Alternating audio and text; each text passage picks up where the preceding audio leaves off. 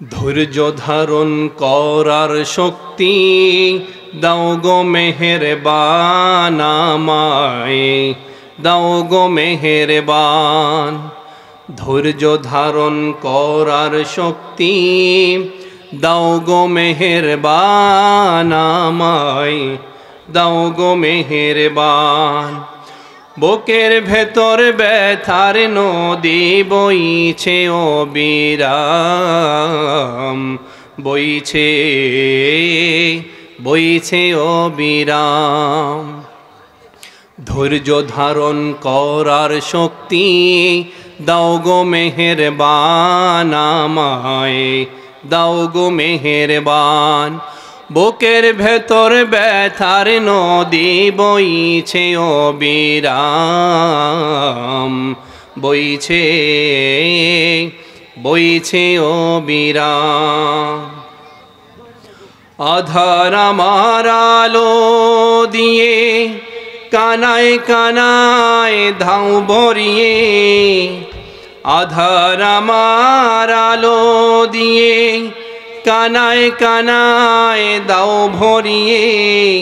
অন্তর জুড়ে দাও গো প্রভু, অন্তর জুড়ে দাও গো প্রভু ভোরের পাখির গান। বুকের ভেতর ব্যথার নদী বইছে অবিরাম, বইছে বইছে অবিরাম। সবাই বলে আমিন। They love them from the core of their heart. আমিও তাদেরকে পছন্দ করি। আসলে আমি যদি তাদের ছাত্র হতে পারতাম নিজেকে খুব সৌভাগ্যবান মনে করতাম। আমি এমনিতেও তাদেরকে শুনি, তাদের কাছ থেকে আমি আলোচনার খোরাক পাই, জ্ঞানের খোরাক পাই। আমি তাদেরকে শুনি।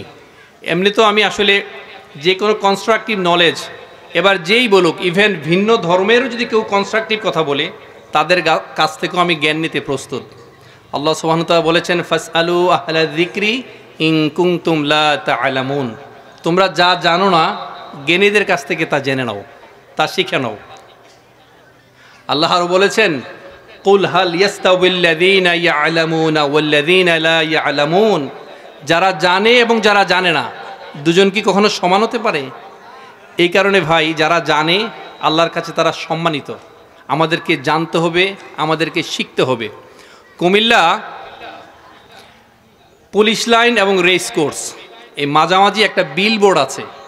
এই বিলবোর্ডে যখন আমি এটার পাশ দিয়ে হেঁটে যাই তখন সবসময় ওই লেখাটা আমার চোখে পড়ে। বনি ইসরাইলের একটি আয়াত, একটা ভার্স ওখানে কোট করা আছে। আয়াতটি হচ্ছে, ওয়ালা তাকফু মা লাইসা লাকা বিহি ইলম। অর্থাৎ যে বিষয়ে তোমার জ্ঞান নেই সে বিষয়ে তুমি আন্দাজ এবং অনুমান দ্বারা পরিচালিত হও না। আপনার যদি জ্ঞান না থাকে, আপনি যদি না শিখেন, শেখার যদি আপনার আগ্রহ না থাকে, তাহলে কিন্তু আপনি আন্দাজ অনুমান দ্বারাই পরিচালিত হবেন। তো সম্মানিত যে দুজন মেহমান আছেন, একজন হচ্ছেন শেখ সাদিকুর রহমান আল আজহারি, খতিব, বাইতুল ওয়াদুদ জামি মসজিদ, মদিনাবাগ, মুগদা, ঢাকা। অত্যন্ত দরাজ কণ্ঠে কথা বলেন, চমৎকার সুন্দর করে ভরাট কণ্ঠে, দরাজ কণ্ঠে পবিত্র কোরআন থেকে রিসাইটেশন করেন। আমরা মুহতারামের জন্য দোয়া করি অন্তর থেকে, আল্লাহ যেন তার কণ্ঠে আরও তারক্কি দান করেন। সবাই বলে আমিন। সম্মানিত শেখ এম হাসিবুর রহমান অত্যন্ত পরিশীলিত শব্দচয়নে কথা বলেন, খুবই সুন্দর করে কথা বলেন। বাংলা, ইংরেজি এবং আরবি প্যারালাল ওয়েতে তিনি কথা বলেন। আসলে কিছু কিছু কথায় মানুষের জাদু আছে। এই কথা থেকে আমাদের শিখতে হয়, কথা শুনতেই মনে চায়, তাই না? তো শেখ এম হাসিবুর রহমানকেও আল্লাহ যেন কনস্ট্রাকটিভ অনেক ভালো ভালো কিছু করে যেতে পারেন এবং তার থেকে, তার মন থেকে, তার অন্তর থেকে যেন এমন কিছু কথা মানুষের মাঝে আসে। আমার এই বাংলাদেশের ভাইয়েরা সারা বিশ্বব্যাপী যে সমস্ত বাংলাদেশি ভাষাভাষী লোক রয়েছে, আল্লাহ যেন প্রত্যেককেই পরিবর্তন করে দেন। সবাই বলে আমিন। আমি অধম, আমি আসলে কোরআনের ছাত্র, একজন তলেবে ইলম। আমি শিখতে পছন্দ করি, আমি শিখি। আমি যদি আপনাদের এখানে অনেক সম্মানিত আলেম ওলামা রয়েছেন, আমি যদি তাদের ছাত্র হতে পারতাম নিজেকে খুব ধন্য মনে করতাম, সৌভাগ্যবান মনে করতাম। তো আপনারা আমার জন্য দোয়া করবেন, খাস করে আমি যেন কথাগুলো বলতে পারি এবং প্রত্যেকটা কথা, এবং আমার তো মনে হয় আপনারা আসর থেকে শুরু করে এই পর্যন্ত অনেক মুহতারাম, অনেক ইসলামিক স্কলারের কাছ থেকে আপনারা আলোচনা শুনেছেন, এবং আমি বিশ্বাস করি প্রত্যেকটা আলোচনা থেকে আপনারা খোরাক পেয়েছেন, প্রত্যেকটা আলোচনা থেকে আপনারা কিছু জ্ঞান নিয়েছেন। And I believe you all will be able to replicate this learning in your community, in your society, in your family, in your daily life, across the whole country.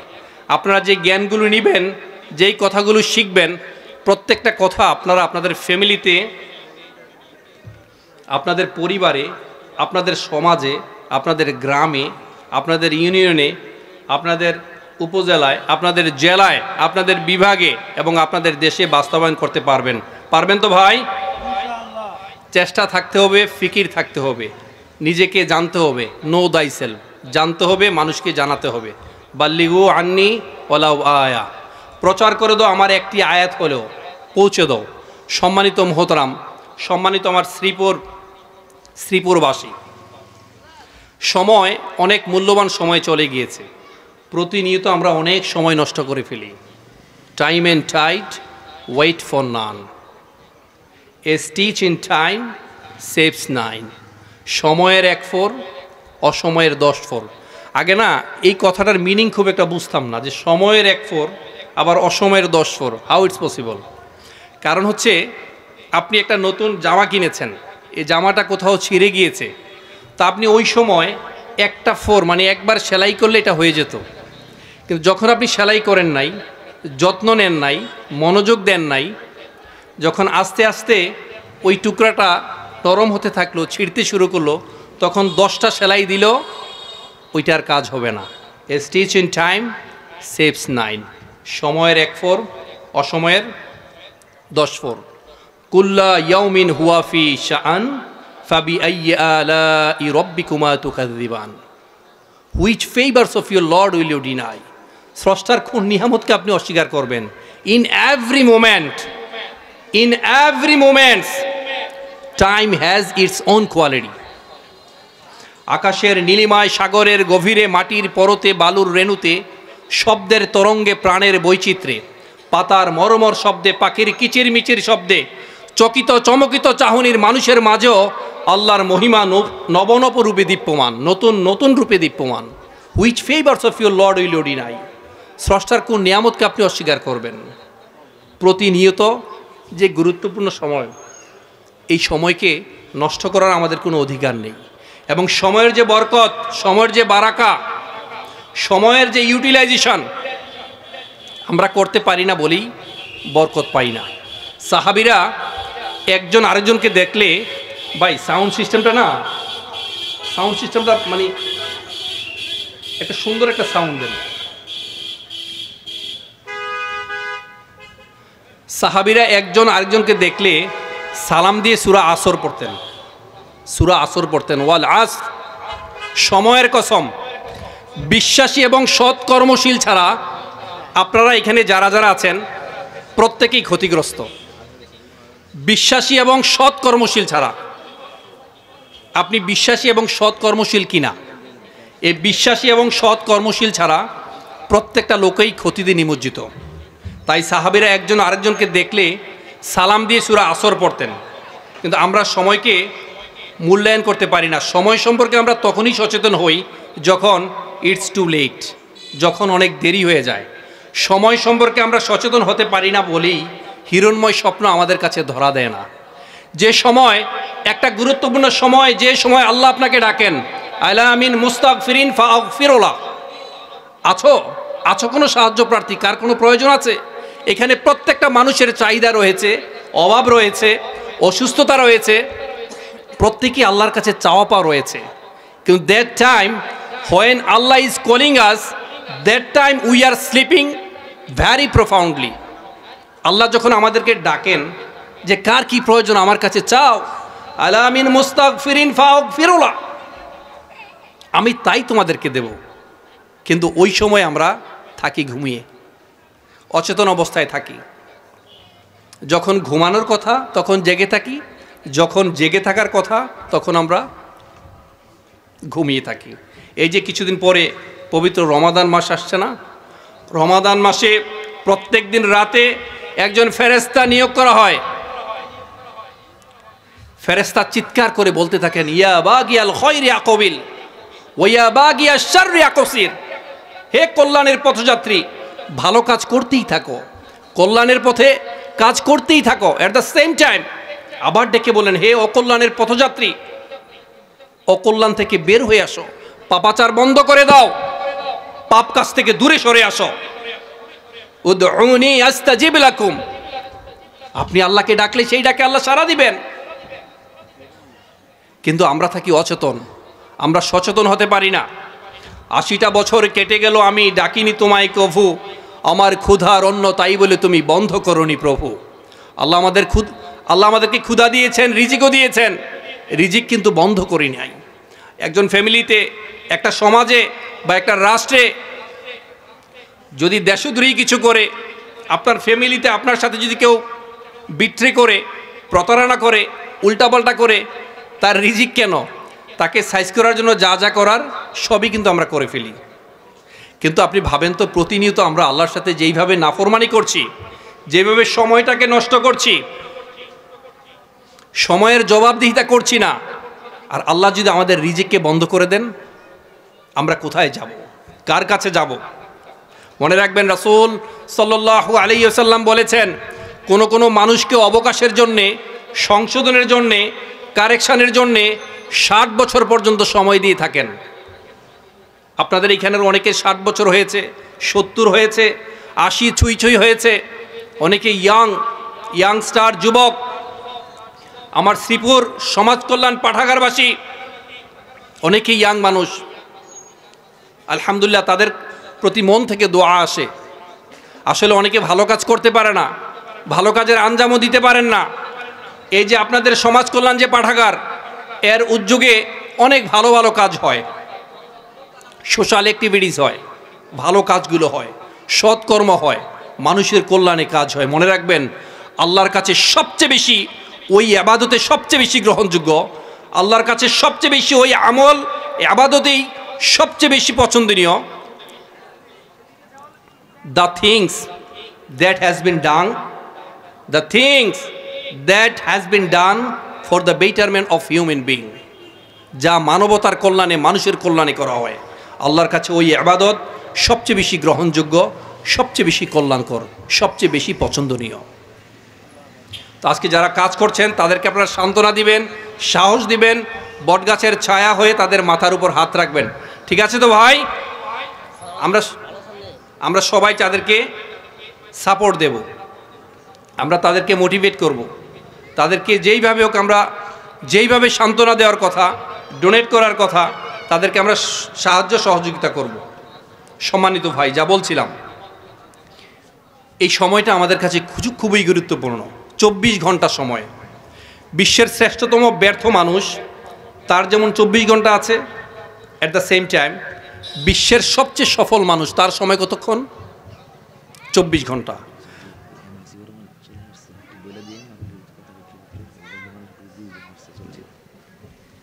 আপনারা এখনও বাহিরে যারা ঘোরাফেরা করছেন, আপনারা প্যান্ডেলে চলে আসেন, কিছুক্ষণ পরে প্যান্ডেলে আর জায়গা পাবেন না।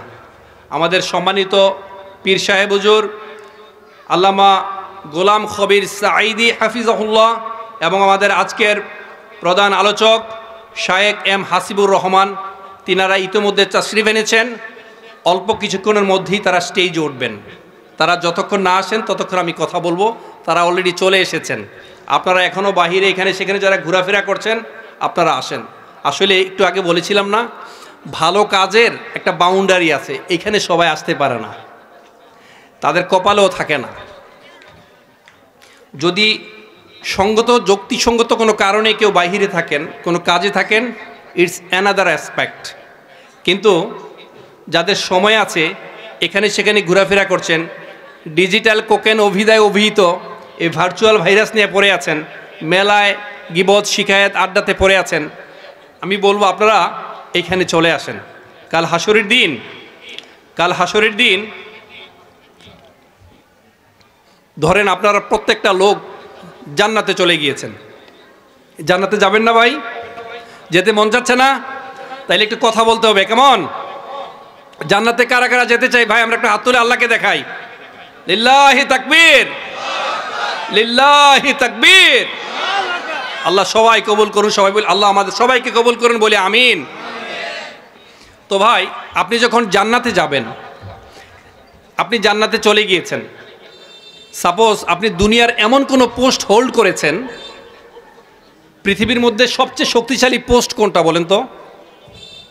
সবচেয়ে বড় পদ কোনটা বলেন? ধরেন আপনি আমেরিকার প্রেসিডেন্ট হলেন, এর চেয়ে তো বড় পদ নাই নাকি? হ্যাঁ, ধরেন আপনি বাংলাদেশের প্রেসিডেন্ট হলেন, প্রধানমন্ত্রী হলেন, কত সুন্দর লুক্রেটিভ একটা পোস্ট। কাল হাসরের দিন যখন আপনি চলে যাবেন, ওখানে যাওয়ার পর আপনি জান্নাতে চলে গেলেন। জান্নাতে যাওয়ার পর পৃথিবীর কোনো বিষয় নিয়ে আফসোস হবে না। এই যে আপনি পৃথিবীতে প্রেসিডেন্ট ছিলেন, প্রধানমন্ত্রী ছিলেন, আমেরিকার প্রেসিডেন্ট ছিলেন, এই বিষয়গুলো নিয়েও আপনার আফসোস হবে না। যেই সময়টায় আপনি আল্লাহ সম্পর্কে গাফেল ছিলেন, আপনি জান্নাতে বসে আছেন, তারপরেও পৃথিবীর একটা বিষয় নিয়ে আপনার আফসোস হবে।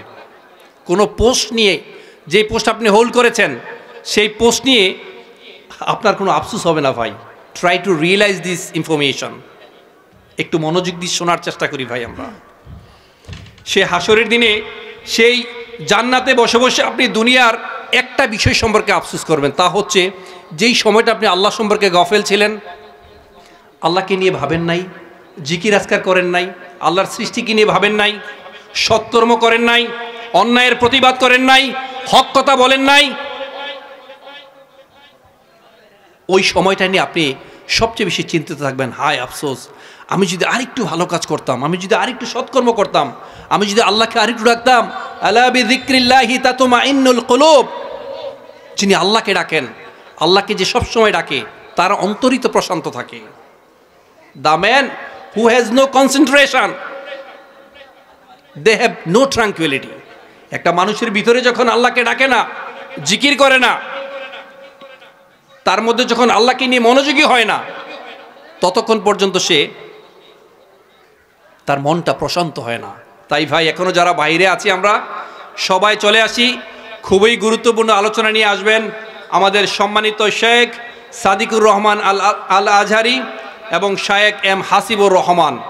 আপনারা সবাই এখানে সেখানে যারাই ঘোরাফেরা করছেন, এই প্যান্ডেলের মধ্যে চলে আসেন ভাই। তো ভাই আমরা যা বলছিলাম,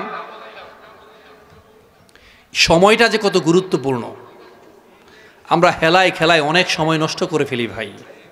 একটা সময় যে কত গুরুত্বপূর্ণ। এসএসসি পরীক্ষা চলছে না, একজন এসএসসি পরীক্ষার্থী বসতে পারে 2-4-5 মিনিট তার কাছে কতটা গুরুত্বপূর্ণ।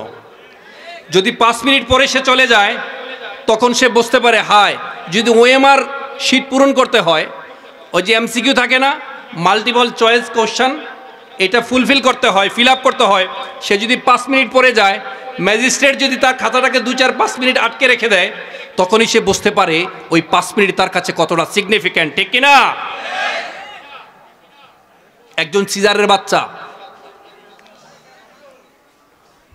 একটা সিজারের বাচ্চা অনেক সময় প্রি ন্যাটাল পিরিয়ড থেকে পোস্ট ন্যাটাল পিরিয়ডে আসে, তাকে এনআইসিউতে রাখতে হয়, সিসিউতে রাখতে হয়, আইসিউতে রাখতে হয়। ওই ফ্যামিলিই বুঝতে পারে, ওই দম্পতিই বুঝতে পারে পৃথিবীতে সে যে 1 সপ্তাহ আগে এসেছে, আর 1 সপ্তাহ পরে আসলে তার ফিজিক্যাল ডেভেলপমেন্ট যে কত সুন্দর হতো, মানসিক বিকাশ যে কত চমৎকার হতো। ওই ফ্যামিলিই বুঝতে পারে, ওই দম্পতিই বুঝতে পারে, যেই দম্পতির সন্তান 1 সপ্তাহ 15 দিন 1 মাস আগে পৃথিবীতে চলে আসে। ভাই যারা বিয়ে করো না, এই বাচ্চা তোমরা কি বুঝছো? তোমরা বিয়ে করছো, আশেপাশে পরিবেশ দেখে বুঝতে পারছো নাকি? সচেতন থাকবা। একজন অ্যাথলেটস যে দৌড়ায়, সেই বোঝে কয়েক সেকেন্ড, কয়েক মিলি সেকেন্ড, কয়েক ন্যানো সেকেন্ডের কি গুরুত্ব। কারণ কয়েক সেকেন্ডের ব্যবধানে সে ফার্স্ট, সেকেন্ড কিংবা থার্ড হয়ে যায়, সেই শুধু বুঝতে পারে।